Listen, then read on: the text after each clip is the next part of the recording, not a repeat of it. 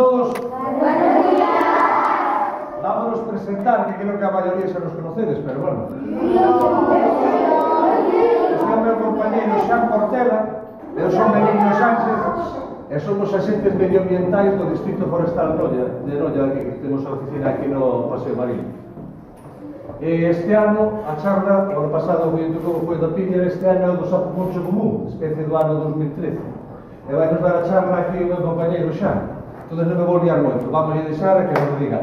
Escoitamos a charla e ao final de todo, cando termine, facemos unha mesa redonda e levantamos a man e preguntamos o que queremos e do que queremos, vale? Ao final, cando les poña todo. De acordo?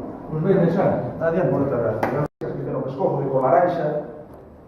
Este non está empezado, mas este está máis ou menos ben distribuído en Galicia, non? Hai moito comercio con esta especie, son a xente os compra no norte de Portugal, normalmente, e os sordan, en calquera sitio norte da Coruña, cando se pasan deles, os sordan. É unha terceira especie, tamén de sapo poncho, que é a tartaruga de Florida, ou tartaruga de orella, chamas así por esa manchiña vermella ou alaranxada que ten detrás da orella, da orella así.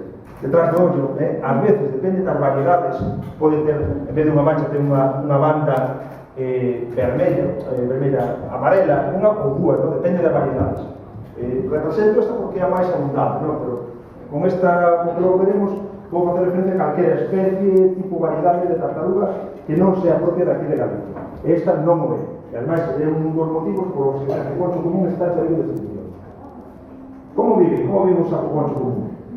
Os sapo poncho común, como lagartos, como lagartijas, necesitan sol. Non é como a nos que produce calor, non, depende da temperatura exterior.